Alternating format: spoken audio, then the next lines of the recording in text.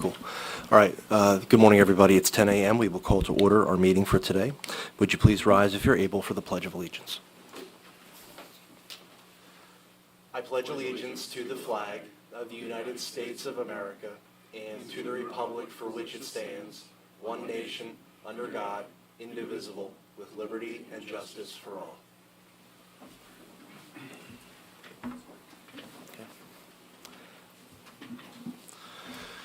At this time, we will accept any public comment for items not appearing on the agenda. Is there anybody who'd like to make public comment? Okay.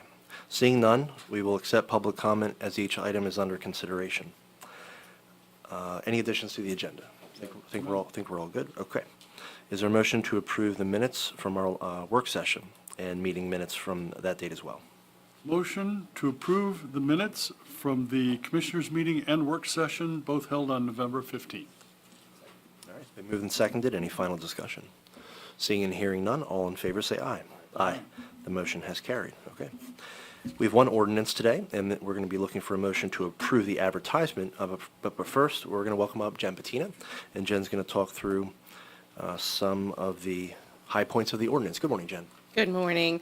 So on July 11th of 2022, Governor Wolf signed into law Act 57 of 2022 that amends the local tax collection law, which was put into effect October 10th to be adopted as a resolution and an ordinance within 90 days or by January 9th.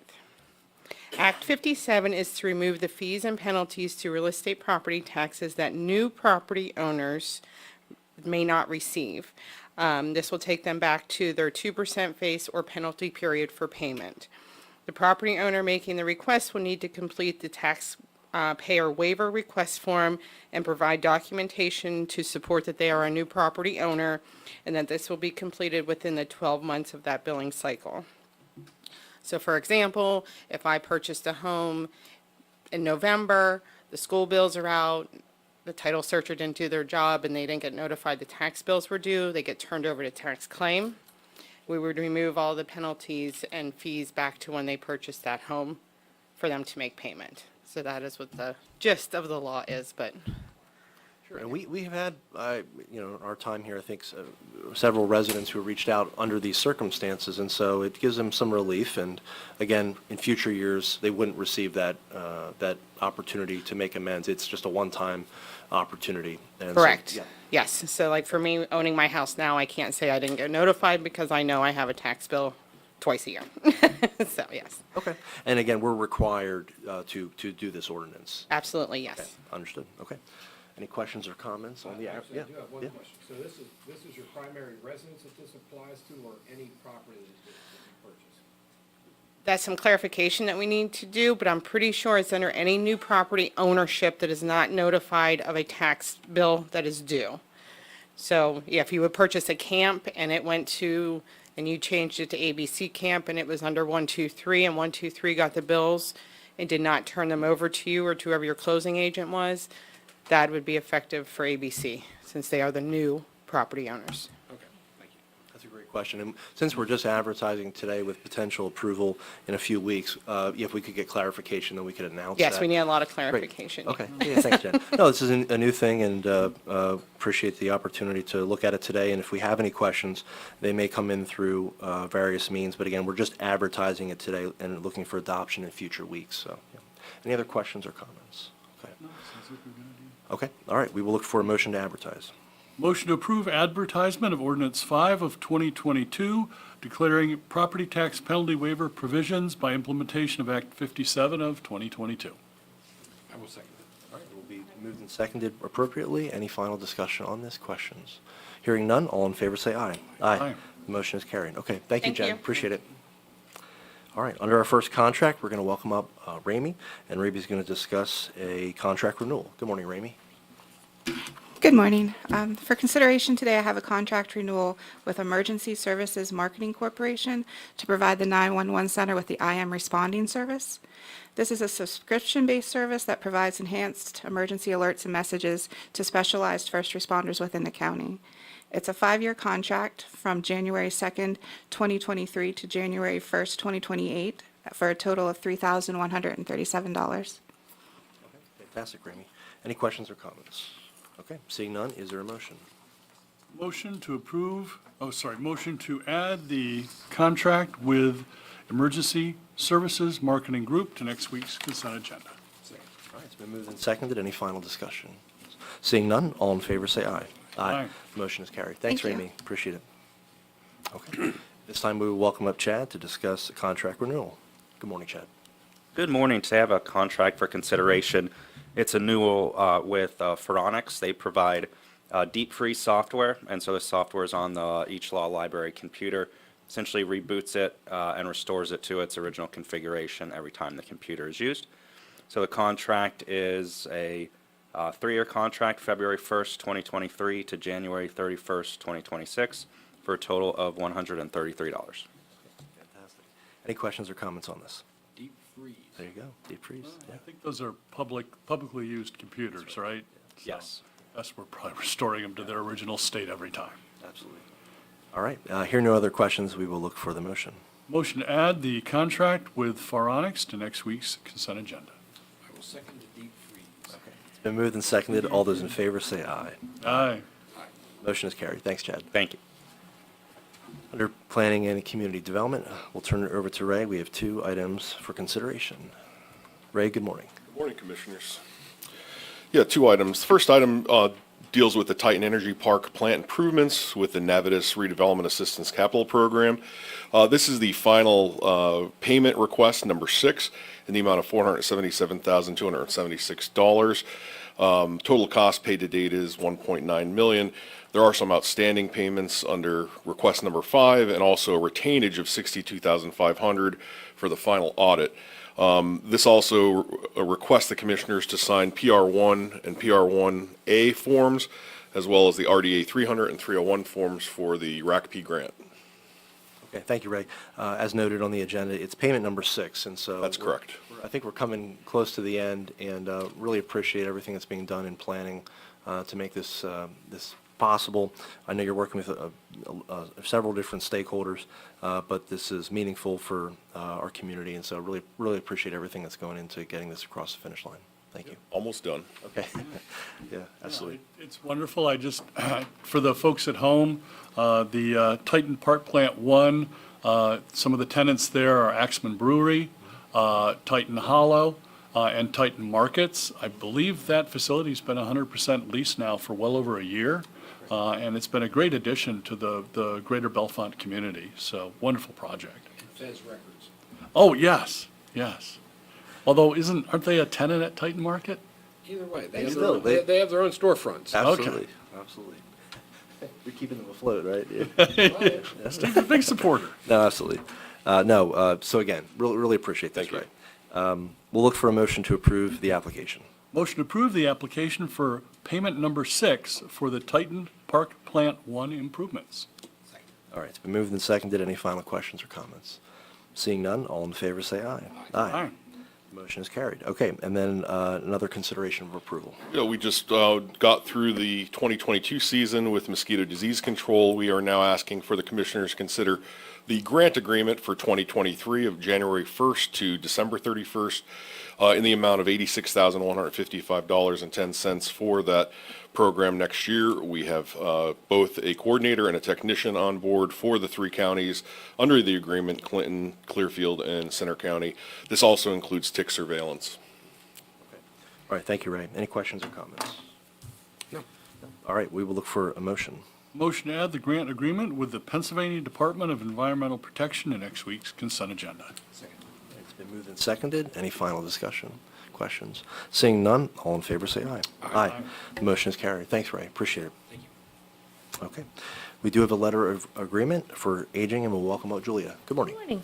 So I'm here for the letter of agreement between Beacon Light Behavioral Health Systems and Beacon Light Adult Residential Services, essentially so that aging can make referrals to them and they can make referrals to aging.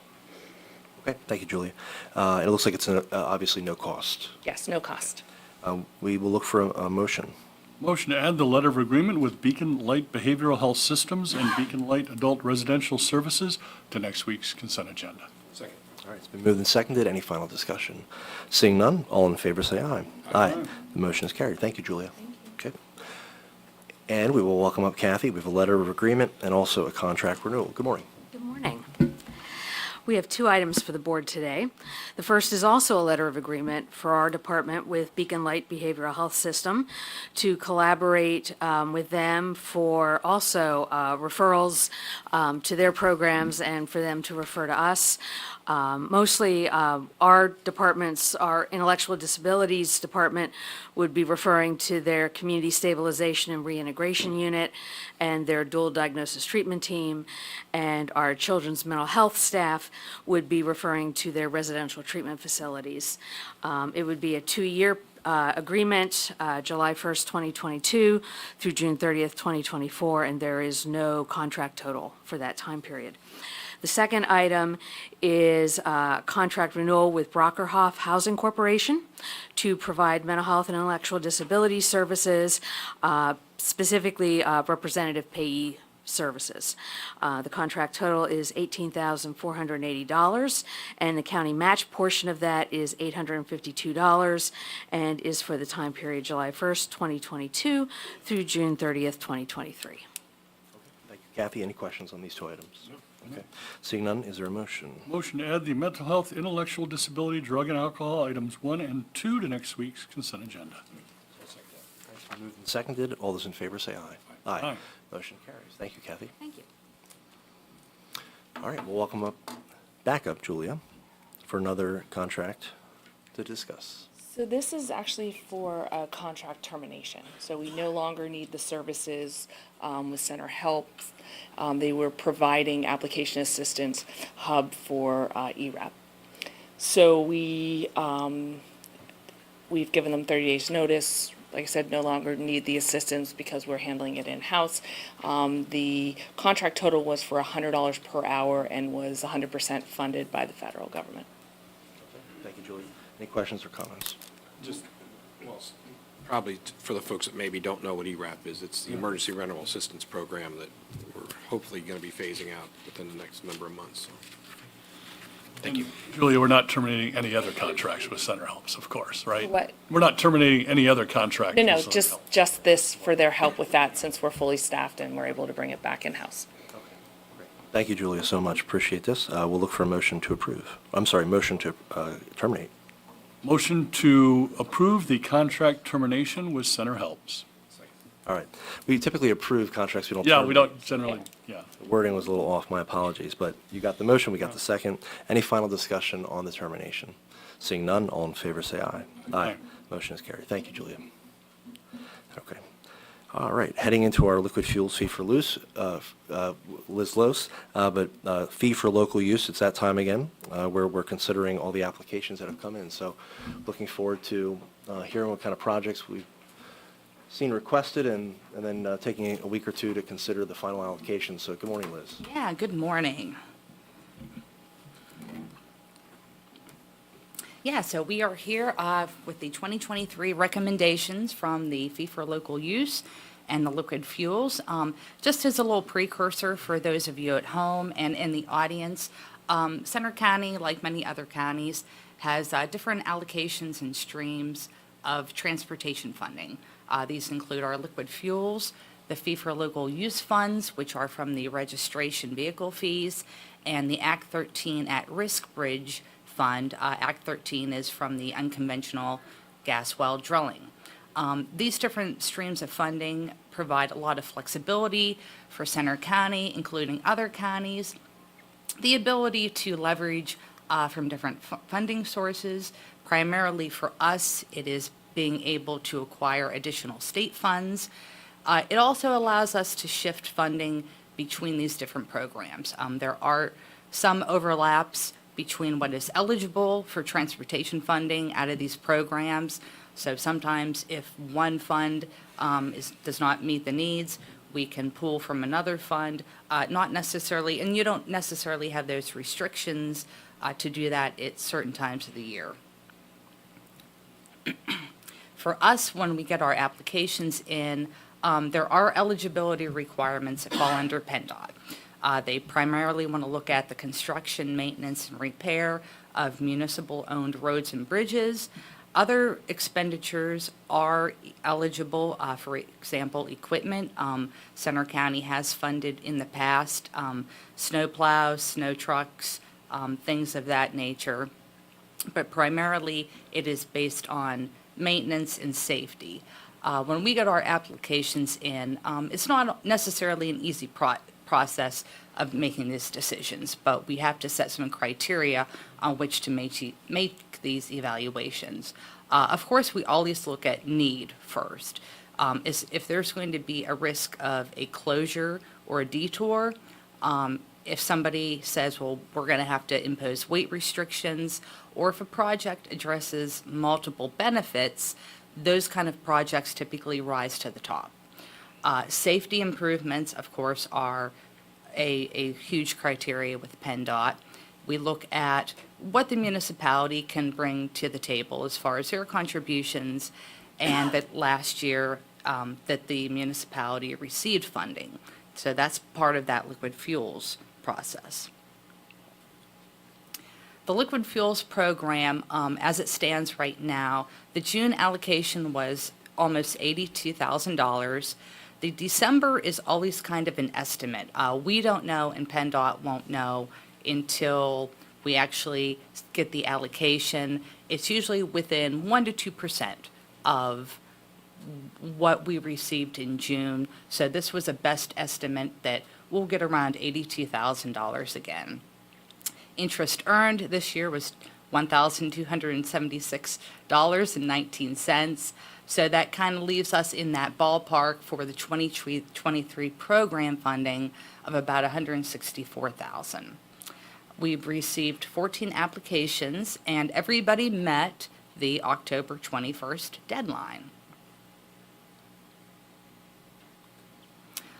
Just another application summary for you. All applications are eligible. All of the projects that were offered, we ran them through PennDOT, and those were deemed eligible to move forward for consideration. 14 different municipalities. The requested amount is always higher than what we have. This year's amount requested is in line with what it was last year, $987,397.50. And again, the estimated liquid fuels available is $164,000, give or take a few $100s. For this year, we wanted to get a target allocation for the liquid fuels funding in that $140,000 to $145,000 window. That gives us a little bit of a buffer with, giving out the allocations, but it still meets that metric to provide the level of funding that PennDOT wants us to put out there. So with this particular slide, there's a lot going on. You have a map and you have some photos. The map up on the screen, the green dots represent project locations that received liquid fuels funding in the last 8 years. And the size of the dot is kind of indicative of the proportion of money that was spent on those projects compared to other projects. The gold stars on the map represent the project locations of what we are recommending for 2023. So we had identified for recommendation projects in Snowshoe, Worth, Taylor, State College Borough, and Walker Township. And little pics here kind of give you an idea of the variety of projects that were brought to the table this year that we found met those metrics for application allocations. The next couple slides are going to be a lot of tables and a lot of figures, but that is part of transportation funding. The recommendations for 2023, we have 5 for your consideration. So going across the screen, we offer the municipality, a project summary, total project cost, what they requested, the percent that they are requesting from us, the last year received, what we are recommending out of liquid fuels, and what we are recommending to be used out of fee for local use. Burnside Township, they want to do pipe replacements on various roads in the village of Pine Glen and the surrounding areas. They have been subject to subsidence, stormwater runoff. They want to make these corrections. Total project cost of $41,290. They're requesting $20,000, just under 50%. They were last awarded in 2018. We're recommending $20,000 that they want from the liquid fuels allocation. Taylor Township, they had 4 roads identified that have severe deterioration. A lot of the shoulders are failing, about 1,500 linear feet. They are asking for $30,000. They have, total project cost is $30,000. They're asking for $25,000 out of liquid fuels. The Walker Township project is on their Rogers Road Bridge. There's a beam that they need to address. They feel that this will prolong the life of the bridge. Their last allocation was in 2020. They're asking for $15,000. I'm going to skip over Worth Township and come back to that. State College Borough, they have a pedestrian crossing out of one of their parks. It's a busy street. With this particular pedestrian crossing, it's actually going to be an elevated ramp so pedestrians will be up higher, so vehicles will be able to see them. They will also put in some ADA ramps and signage. They have not been funded since 2017, so we are requesting $39,180 out of liquid fuels. With the Worth Township project, they were a slightly higher overall total project cost. So they were asking for just over $78,000, almost $79,000. They were requesting from us $52,682.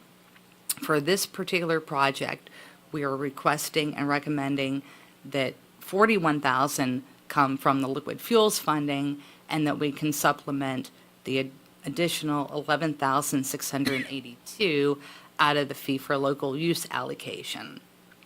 So that brings the total liquid fuels funding to that $140,180 mark. It keeps us within that recommended target range, and then use, again, the remaining funding of the $11,682 out of the fee for local use. One of the questions that you may have had on your mind with the request for the fee for local use is, what is the standing of that account right now? So the next slide, this is going to give you a brief overview, and this is a lot of little tables, but the top table represents the revenues in the account, and we almost have to go back to 2020 to kind of build that story of what was there and what was put in. The mid-year balance in 2022 was just over $2.643 million. When we get into what projects we have allocated to, plus the reserves for future projects, when we look at 2020, 2021, and the 2022 projects that were funded, 6 here back in June, along with the Bridge Bundle Fund Reserve, we are starting to get up into that level of committed funds of about $2.57 million. So that brings us down to kind of the third table in the teal. This is kind of our the outlook for from now kind of moving into the new year. In mid-2022, it was the unallocated funds were about $72,682.16. Our request to use part of that match money for the Worth Township project of $11,000 brings the unallocated fees now down to $61,000 roughly. We don't know yet until the end of December, probably early January, what the December 2022 funds will be from the state for this fee for local use. We kind of have it in this range. Historically, it's been over $300,000. Some years it's been higher, closer to 350. Sometimes it's lower, but we're mindful of that. Plus, on the horizon, we do have the bridge rehab projects and the bridge replacements. So that's kind of where we stand, that we feel confident that we can use 11,000 out of that fund for that Worth Township project. So with that, those are our recommendations for the transportation funding for 2023. Liz, thank you so much. Any questions or comments? I think we all may have some, but yeah. Yeah, please. So first, Liz, great presentation. Second, you've been doing a wonderful job, you and your team, on the broadband study and the broadband planning that's coming up here and hot and heavy in the next couple of months. So I really don't necessarily want to do this, but with my background turning around failing businesses in private industry for 3 decades, I always think about cash flow. And at this point, we have over $300,000 coming in early '23. It's my understanding with a lot of these municipal projects, there's paperwork, they put it out for bid, the work's got to get done, then the townships and boroughs need to send us a bill. We might not actually have to cut checks on any of these projects until summer, maybe at the earliest.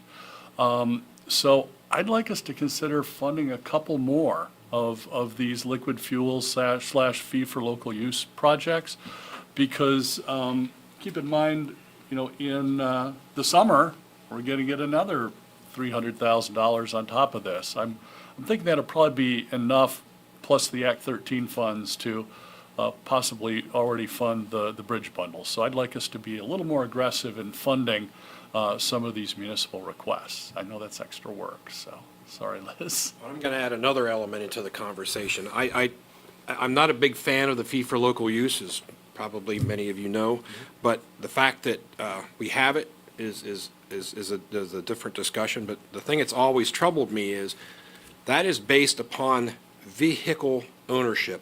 And if you look at where the vast number of vehicles are in the county, it's in the center region, the Bellefonte corridor. And I don't know that we have proportionately funded projects in those corridors. So if we can look at how we can maybe move some of the fee for local use dollars to projects that directly impact the people who are actually funding this kitty. I mean, it's nice that the largesse of the center region filters out into the rural areas, and I get that, and there's a place for that. But we have to be mindful of the fact that there are projects within the population centers that actually fund this. Just a thought, and just something that I think needed said, so. That's good. Both good points. And of course, with the applicants, if center region municipalities don't apply, we can't fund them. I understand. And so that's. There are opportunities, I think, to have a conversation. Absolutely. I'm not talking about in the near term, but. Oh, sure. Just be mindful as we move Absolutely. forward that where that money comes from. And you've been, I think, also on the Act 13 funds saying, look, the communities who have been impacted by Marcellus Shale drilling should receive those, and so I think that's absolutely fair points. I think to go to Commissioner Higgins's point, and we do have a Kochi, Confer is coming on. Oh, good. Okay. In 2 weeks. To fill the position vacated by Ann Mesner, and Kochi, being a Boggs Township Secretary Treasurer, being on the technical committee for the MPO, will hit the ground running, and I think will really bring a lot to this. And the fact that all 14 of the applications that were submitted were approved by PennDOT, they would all be good to go. To go to Commissioner Higgins's point, from looking at the applications, it looks like, although we received about $1 million, one project was about $400,000, and so if we take that out of the equation, it's about a $600,000 request. And I think there was one more that might have been a six-figure request, potentially 100,000 or so. And that would leave us about with $1 million. And to go to your point, Commissioner, with the cash flow situation, we may be able to do 12 projects this year if we take those 2 larger ones out, up from the current recommendation of 5. But this presentation today was focused on the liquid fuels, so we've done that. We've got those liquid fuels allocations and recommendations. Those look good, but and as well as this is going to be moved to next week's consent agenda for further discussion. But those other 7 projects may be ones to look at about doing with fee-for-local use funds that may be able to be spent. And also the allocated monies for the, the reserves and the bridge bundle funds, we may be able to, again, from a cash flow perspective, we may not need those right now. You know, a lot of those bills are going to come in, or invoices will come in next year and even in 2024. But we like the conservative approach. I think we do like the fact that we're just being very mindful that we don't want to overextend ourselves. And so I think we have consensus to potentially look at some other projects going up to that level. In terms of timing, do we know when we would have to approve these finally and get them over to PennDOT? Is it end of year? Is it into January? What would that look like, Liz?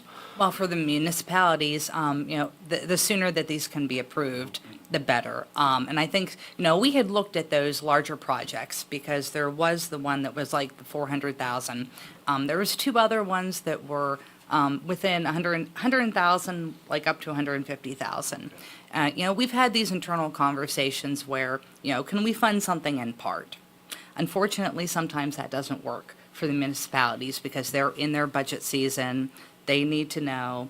We're certainly open, we can go back and look at these projects and see what rises to the top. Again, to your point, when we put these mapping products together, maybe it's time to expand and map it.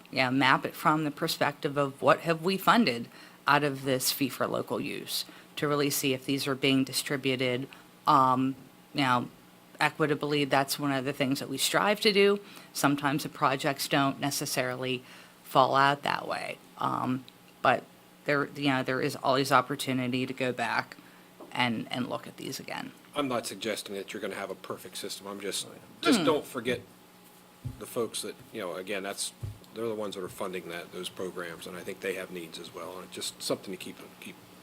Absolutely. I know I know we have done that, but just a reminder, a friendly reminder. Absolutely. Okay, so, please. Mike, yeah, though, please. that a week is probably not going to be enough time. Do we want to table this instead of putting it onto the consent agenda? Well, what that would do is, it would allow us, even if there's nothing to report next week, we could still just say there's nothing to report, but it allows us, if there was an amount that we could be looking at that's a little more fine-tuned, that we could, be able to do that. So we could add it to next week's consent agenda, appreciating the fact that we may not have final action. I think that would, if we're comfortable with that, we could do that. But I think looking at some other projects, maybe for that second allocation we'll get in December, how much we could do of those, Liz, might be a good place to start. Maybe this is option 1, option 2, even option 3 if there's other amounts that you'd like to see. So, and we know that you're in 2 weeks handing the baton off again to Kochi and just temporarily running this race, but we appreciate it. Okay. Thank you. All right. Sure. Any clarification? Any questions? Not today. Okay. All right. Okay. We'll look for a motion, then we'll be happy to take any questions. Motion to add the 2023 liquid fuels and fee for local use allocations to next week's consent agenda. All right, it's been moved and seconded. Any questions or comments? Okay, we're seeing none. All those in favor say aye. Aye. We'll see this next week. Thanks, Liz, very much. Appreciate it. Thank you. Okay. All right. We're going to enter into our letter of support. We have 2 today. Our first one is a letter of support for the Veterans Business Outreach Center at Penn State University, and we have with us Sharima Young, VP of Local Government Affairs, and also Brian Query from our Veterans Affairs Department. So we'd love to hear a little bit more about this, talk a little bit about how it would affect to Sharima and Brian. Welcome. Thank you so much for having us again to support our veterans. We're so excited to be able to apply for this or have this proposal, a $300,000 proposal, and very grateful to the commissioners for their support. We believe that this Veterans Business Outreach Center at Penn State University would greatly benefit our veterans across the state. So I don't know if most people know that we have over 700,000 veterans in the state of Pennsylvania. We're number 5 nationally for our veteran population, which is amazing. And Penn State is uniquely position to be able to have this program because 96% of Pennsylvanians live 30 miles outside of our launch boxes. I don't know if most people know that. So we have launch boxes as a part of our Invent Penn State program that are across the whole Commonwealth. So those would be the areas where we would be able to service veterans with this program. And the program itself provides training to our service members to prepare them for entrepreneurship, to give them the opportunity and the tools that they need to become business owners and increase their new venture success rates. So we are delighted to be able to offer this training program, which will include Boots to Business programs in cooperation with the Department of Defense, one-on-one counseling, technical and financial assistance, business planning support, and mentoring services. So this is a phenomenal opportunity for this program, and we actually are very appreciative of your support for this SBA program, and also to Brian for his support in his office as well. So I'll turn it over to Brian. Thank you, Sharima. So we always like to look at what impact is having like in Center County. So I thought it might be good to talk about the number of veterans that are in Center County and kind of probably would be your, at least the group that you want to identify or work with or might be eligible, really come to work with you on this one. So when I go back and I look through things, World War II, they're going down fast, but we're probably somewhere around 100 vets right now. And you got to think about, based on the timing and everything, they're all 90 plus. And some veteran says a World War II vet, they're not at least 92, 93 years old on that one. Then the next group is the Korean War vet. We have about 1,000 of those vets. Okay, and again, you start looking at the ages, they're in their 80s on that one. So again, and then the Vietnam vets, we bump up a little bit more, they're about 2,800. Again, they're now in their 70s, so probably not a real target group for you, but who knows, maybe some 70 years old, might want to start a new life on that one. Probably the biggest target group we're talking about is the Gulf War veterans, and there we're looking at probably 3,000 plus vets on there. And the interesting thing is, that war started in 1990, and technically it's still ongoing based on the Congress and everything. So again, we're talking probably roughly 3,000 vets on this one. And I would like to point out, I do get phone calls and requests from people that call me up, and it'd be very good to be able to do more referrals over there to you, because they say, hey, I'm a vet, I want to set up a business, who can I talk to, what does the VA have? The VA really doesn't have a lot of programs for this, but there are a lot of programs, out there, and I'm sure that that's what this group, or what you'd be able to do is kind of get the person, identify, maybe help them write their business plan and figure out, what assets or what can they utilize to perhaps push their business opportunity forward on that. So I think this is a good way we can kind of complement each other on that one, be able to work together and help our vets in Center County. Yeah, Brian, you raise a great point. I believe the largest group of entrepreneurs by percentage are people in their 50s. So I believe that would cover a number of the Gulf War veterans. Yeah, I think I forgot to say, their ages, when we're talking there, they're anywhere from 20s up to their 60s, Yep. on that one. So that is the biggest age group. I forgot to point that out. So a very core group there. Yeah.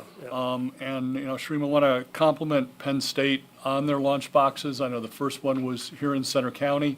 PNC Bank gave a major gift a few years ago. I think it was over $1 million to get that improved, and the new building, I think you renamed it now. I think it's the Eric Barron Building. Yes, Eric J. Barron Building, yes. is absolutely fabulous. And something maybe the people at home don't realize, that when an entrepreneur tries to do it all by themselves with no help from anybody, the odds aren't good. But if you utilize business incubators like the launch boxes or Bellefonte Springboard, you generally at least double your chances of being successful.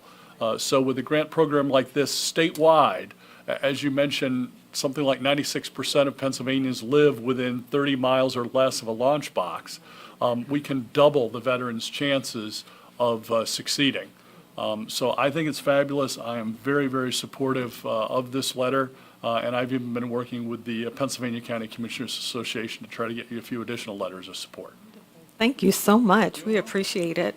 we look forward to hopefully getting it off the ground once we Yeah. get it, right? Yeah.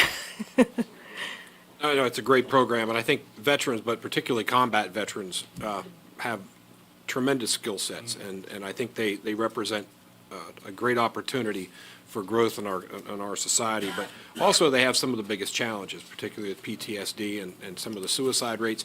And this is an opportunity for us to give back to them and provide them with the tools to be successful. And I applaud you and the entire university system for reaching out and really doing, I think, something that will be tremendous for not only our community, but across the state. So, thank you. Well, we wish you all the best. Wish you all the best with this application. We'll do everything we can to support it, but really, again, echoing all of our comments that we thank the university for taking the leadership on this. This will really be great for our state and for our community as well. So thank you, Sharima and Brian. We will look for a motion to approve a letter of support. An enthusiastic motion to approve a letter of support for the Veterans Business Outreach Center at Penn State University. Gratefully second that. Any questions or comments? Okay. All right. Seeing none, all in favor say aye. Aye. The motion is carried. Thank you both again. Appreciate it. Thank you. Thanks. We do have one final letter of support with us, or for us today, and this is for 3 Dots downtown, and they are doing an application to the Pennsylvania Council on the Arts. And just to highlight a little bit about what they're working on, this project will build a distributed hub and spoke arts district that will leverage an artist residency program, and this will link rural cultural hubs across central Pennsylvania. And the project will invest in place-making infrastructure. There will be 10 rural locations. We would be one, and it would, in their view, increase rural economic development and demonstrate a new model for fostering distributed, multicultural rural arts districts. So something that would be, hopefully, Pennsylvania Council on the Arts would look on favorably, and again, we're just offering a letter of support to this initiative. Erica Quinn is their executive director, couldn't be with us, but just wanted to highlight this briefly before we look for a motion to support this. Yeah, 3 Dots has been doing great work downtown. They're attracting and encouraging a lot of young professionals. I know there's some tourists who've stopped by going, hey, this looks fun. What's going on? Also, the college students enjoyed having something fun to do off campus that maybe doesn't always involve alcohol. And there's a lot of art hanging on the walls. There's a lot of art happening in the space. And of course, a number of places throughout Pennsylvania have utilized arts-based programming to increase tourism and improve quality of life for local residents. So this sounds fabulous. And you're still at the corner of Beaver and Pew? Yeah. Yep, absolutely. Absolutely. Okay, great, fantastic. So we'll look for a motion to approve the letter of support. Motion to approve the letter of support for the Pennsylvania Council on the Arts Creative Communities Initiative grant application. Second. It's been moved and seconded. Any final discussion? Seeing none, all in favor say aye. Aye. The motion is carried. We will now go to our consent agenda. Is there a motion to approve the consent agenda for today? Motion to approve this week's consent agenda. All those in favor say aye. Aye. Consent agenda has been approved, and we'll head to our check run. Commissioner Higgins. Sure. We have a slightly smaller than average check run of $1,294,705.42. I'd like to highlight a check to the Borough of State College for $17,997.48. This is, I think, partial payment of a state grant to fund a social worker who works closely with the State College Police Department. One of the initiatives that the county, our human services departments, and a broad variety of other groups have worked for a couple of years to get that implemented. I believe the person started somewhere around July 4th of last year. So great to see that our planning department is helping push that check through to help reimburse the borough for the costs of the social worker. So would like to make a motion to approve the check run dated November 23rd. I will second that. All right, it's been moved and seconded to approve today's check run. All those in favor say aye. Aye. The motion has carried. Okay. We do want to recognize Jennifer Stahl's service on the Housing Authority for Center County. She has resigned as of August, and so we'll look for a motion to approve that resignation and probably at a future meeting appointing somebody to fill that term. So we will look for a motion to approve the resignation. Motion to approve the resignation of Jennifer Stahl from the Housing Authority. All right, all those in favor say aye. Aye. The motion is carried. Okay.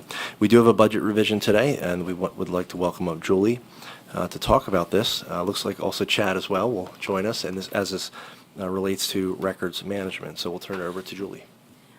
Okay, I'm here today to ask the commissioners to approve a budget revision, moving money from our miscellaneous account into records management to their equipment, specifically to their equipment account for $9,169. This will be funds from the 2022 budget. Okay. Anything to add, Chad? Or? Yeah, the replacement is due to the current lift is almost 20 years old. I think it was ordered around 2005. Sure, We tried to replace it earlier this year with the same model that we had. That model's dimensions had changed slightly, so it wouldn't fit down some of the aisles. So this lift hopefully will fit down the aisles that's needed, but it's a little bit more than the one we tried to order a few months ago. It's not possible as ours shrank. I'm not sure. No, we'll go with your story. All right. So we'll look for a motion to approve this budget revision, barring any questions. Any questions on this? No. Okay. All right. Motion to approve the budget revision. All right. It's been moved and seconded. All in favor, say aye. Aye. Motion is carried. Thank you Thanks. both. Appreciate it. Anything to report at this time, John? Okay. All right. Voter registration, Commissioner There's Dershowitz. not one today, but Okay. hopefully Okay. soon there will be again. We do know results have been officiated and Yes. they're in, so Certified yesterday. certified. Everything Okay. is complete from the 2022 general election. Fantastic. All right. Any executive sessions to report or hold, John? No executive sessions to hold or report. Okay, fantastic. All right, we have our meeting schedule listed there. Any questions at this time? So the county's election results from the November general election have been certified with the state? Yesterday. There is still the one ballot in court you're still able to certify, even though that's still an issue? That was resolved yesterday. Okay. The judge ruled that that ballot was thrown out of the count process, and it wasn't in the initial count that the preliminary certification data, so it basically doesn't change any of the numbers moving forward. Port Matilda EMS, they talked about, originally there was a report they were looking to go out of business, then we got an update that they've gotten a response from various agencies. Has county resources or funding been requested in their situation? There hasn't been a direct request from the EMS department. However, our main concern would be dispatch of EMS, and so our 911 Emergency Communications Office has been working with the agencies that would be then turning over for that service. But municipal leaders have expressed concern and asked if there's ways that they can help out. I know the chair of the Port Matilda Borough Council said that there was an effort to give them increased funding, but even the increase in funding, in that instance, it was not just funding, it was actually staffing was their main issue. And so it's been a multi-pronged concern that they've had for quite some time. So, but we will work with them to make sure that dispatch to those affected communities will happen efficiently and effectively. Steve, the election results were still certified. I talked to the election director, Beth, and she talked about the mail-ins that were set aside, about 100 or so, with questions about signature or dates or whatever. They, according to her, still set aside, waiting for legalese, or I guess. That is correct. I forget the exact number. Is it 7 lawsuits that are still outstanding, or is it less? Only two. Only 2? I think it's, Okay. yeah, I think started it with was 7. once to 7. Yeah, we've worked our way through 7 lawsuits, and we still are in 2 of them. And to the best of my knowledge, you probably have the final number, but should that change, we can always adjust it, because those are all segregated and kept separate for record-keeping purposes. Thank you. Okay. Any other questions? Okay. None? Okay. All right. We will look for a motion to adjourn then. Motion adjourned at 10:49. Second. All right. It's been moved and seconded. All in favor, say aye. Aye. The motion has carried. Thank you all very